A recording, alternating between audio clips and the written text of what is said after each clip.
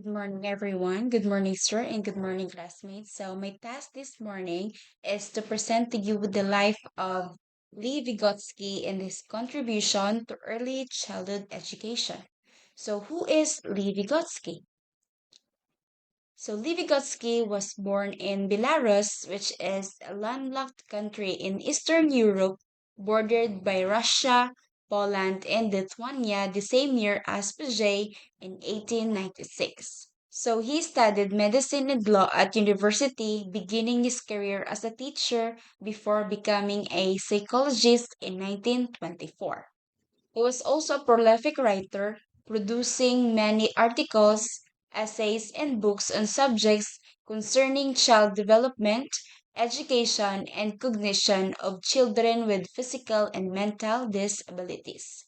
So, although he died at a young age of 37, the work of Vygotsky produced continuous great influence in early years education until today. However, due to political situation in Soviet Union at the time, when most scientific and cultural freedoms were suppressed, much of Vygotsky's work was banned. His theories were often perceived as disloyal to the Communist Party under Stalin. Views that were not approved by the state were not tolerated under Stalinism and were brutally oppressed. Despite the state of oppression, Vygotsky's ideas were kept alive by a group of his colleagues, Gloria, Leontief, Vuzovich, and his work eventually came to the notice of West in the 1960s, having been translated from Russia. Next, we have Vygotsky on thought and language. So, Vygotsky was deeply interested in the relationship between thought and language as key elements of a child's cognitive development. Perhaps one of his best known books was written on this subject entitled Thought and Language in 1978. He believed that while the two functions are independent of each other, they nevertheless support one another in the process of cognitive development. So, for example, between language and memory. So, we all know that language and memory has different functions. However, both has goal which is to develop the cognitive development of an individual. So he also have this social constructivist perspective of learning, which he created is deemed particularly relevant to the development of young children because its emphasis on children constructing their own knowledge of the world through interactions with other children and adults. So using language to make sense of their environment and their place within it. He also pointed out that in language development, we have this three sequence. So external speech through interactions with those around them. This starts from birth to 3 years old, with responses being made to the outside world, such as vocalizing in response to affection and responding to questions. So, one best example of this are the babies. So, babies are interacting with their mothers or their caregiver through crying when they need affection or they are hungry or they are not feeling well. Next, we have over inner speech or monologue. So, monologue means mono or one. This refers to the ability to talk to oneself. Appears from approximately 3 years to 7 years old. So, whereby the child can give a running commentary concerning tasks that she is engaged in. Example of this is the solitary play, which the child is just playing all by herself without interacting with other children or with adults. Third, we have internal speech. So when we say internal speech, child is thinking silently to herself. So best example of this is the self-talk. So when we are doing self-talk, we are just talking to ourselves using our mind in order to organize, plan, or reflect recent events or future things that we are going to do. According to Vygotsky, Human learning presupposes a specific social nature in the process by which children grow into intellectual life of those around them. So here, Vygotsky highlights that the fact that children actually observe the culture that they are immersed in is a process called enculturation. So the nursery experience is a good example of how enculturation can take place. So as individual, children learn the culture of other children and adults through experience, observation, and instruction. So practitioners thus need to be aware of the various cultural norms among the children and their families so that they can support learning by enabling children to utilize their own cultural tools as well as the cultural tools of others. For Vygotsky, language has a key role in learning and development. By acquiring language, a child has the means to think in new ways and gain a new cognitive tool for making sense of their world. Of course, the world as a child knows it is historically and culturally transmitted to them by their parents and immediate family. So language is constructed within this cultural and social context. So this primary socialization paves the way for the child to socialize with other children and adults, be it in a nursery or other setting. Here, the child uses language to solve problems, to communicate their thoughts or their feelings, and to help other children and adults in their social environment. Socio-constructivist theory of learning. So the socio-constructivist theory of learning states that children learn through interacting with others as they imitate. So when we say imitate, copy someone's behavior in each other, demonstrate how to get things done, and how to behave in social interactions. So, social constructivist theory is a learning theory that emphasizes the importance of social interactions and cultural contexts in shaping learning cognitive development. So, it builds upon the work of Lev Vygotsky and challenges the view that learning is solely on individual process. Vygotsky used term cultural tools to describe key characteristics that define how humans interact and make meaning. So exchanging the cultural tool of language is an integral. So when we say integral, it is crucial or important element of socio-constructivist theory of learning. It is this cultural element of Vygotsky's theory that differentiated him from J. Cultural tools as defined by Vygotsky exist in two forms. So we have a physical tools and psychological tools. So in physical tools include objects that mediate the physical world such as maps, calculators, books, or media. So these tools help individuals master the physical environment and are essential to cognitive development. So second, we have ecological tools, on the other hand, are internal and mediate the mental world. So when we say internal, it's more on language, traditions, schemas. So these tools help individuals master themselves and are crucial for cognitive development. Cultural tools encompass both physical and psychological tools that aid and shape human cognitive development and learning, as proposed by Lev Vygotsky sociocultural theory. So next, we have the zone of proximal development, or the CPD. The CPD refers to range of development a child goes through from what they can achieve independently. Okay, I will be explain it the zone actual development and the zone proximal development. The zone of proximal development, or the CPD, and zone of actual development, CED, are the key concept in Vygotsky educational theory. The CPD refers to range of tasks a person can complete independently but can accomplish with support.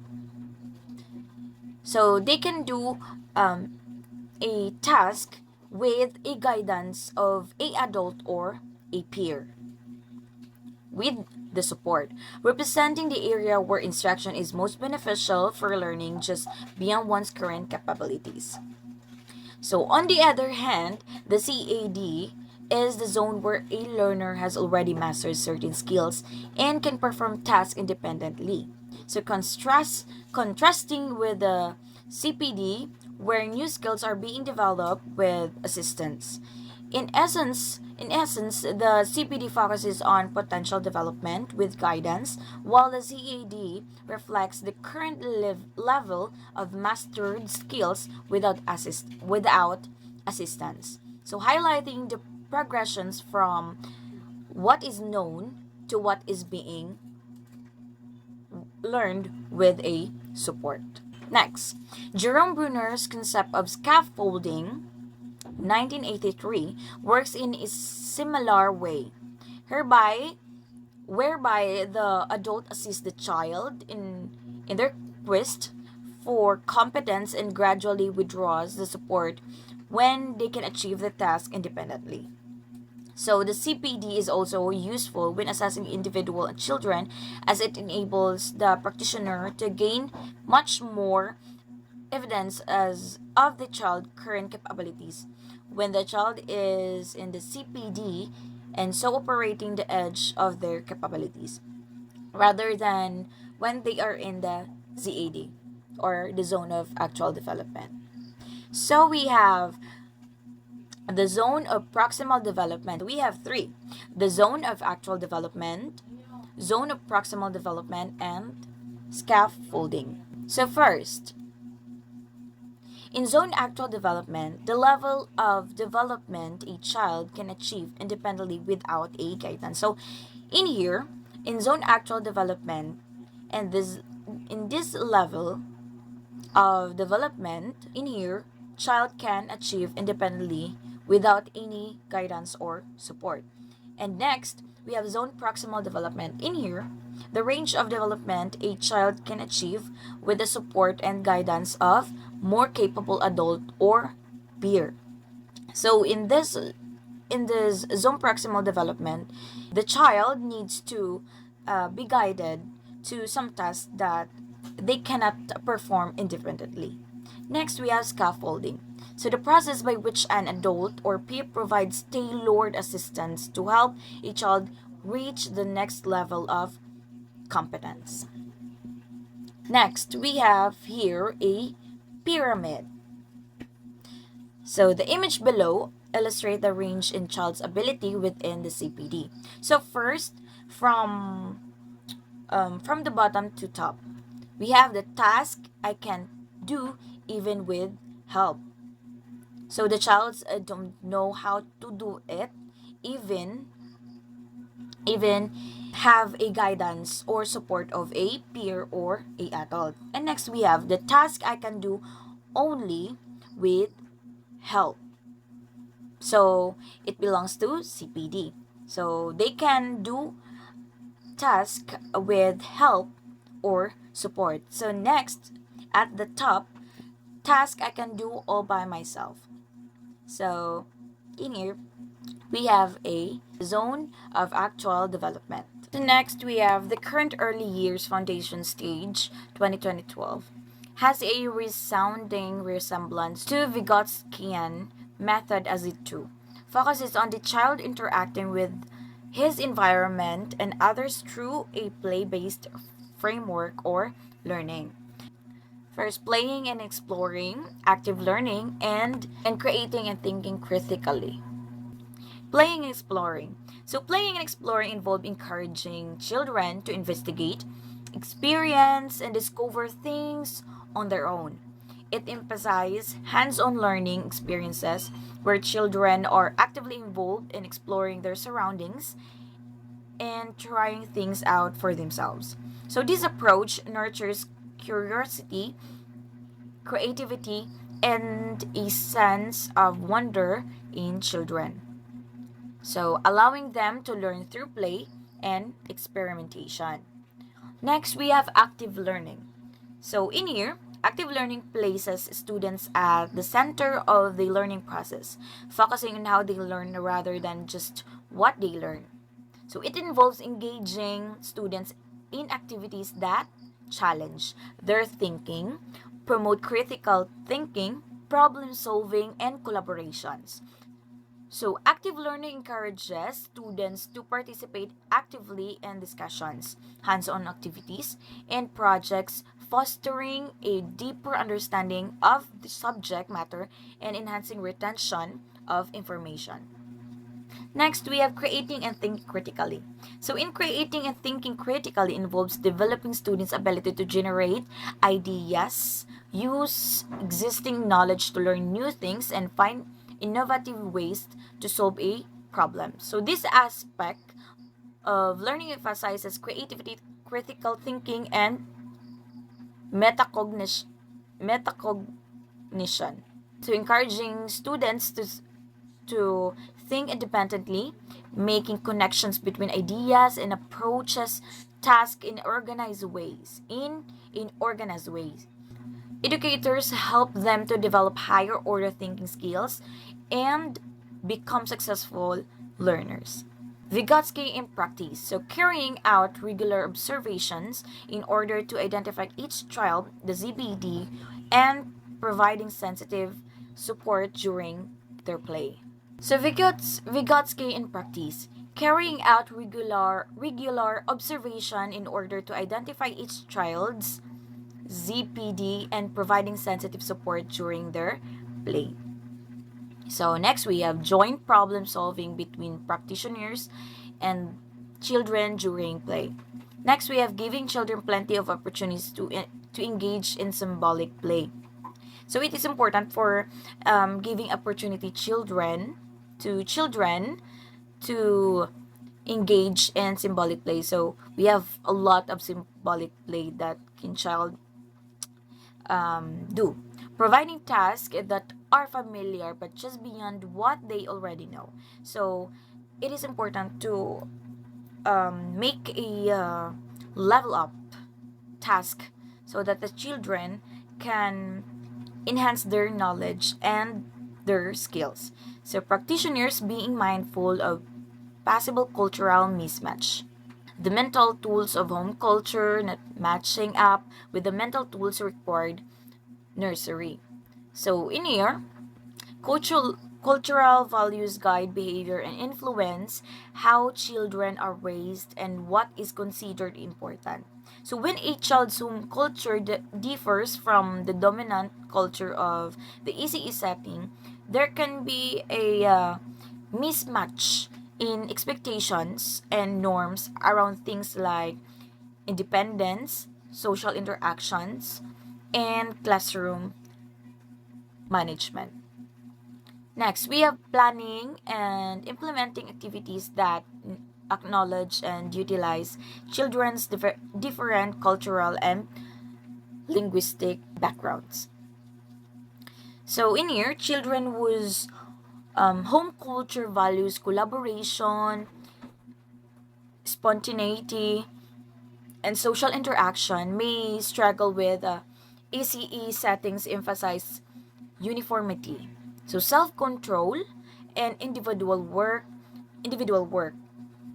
So this culture mismatch can negatively impact a child's self-esteem, social competence, and academic performance. Next, working closely with all parents to support a continuous learning journey between home and nursery.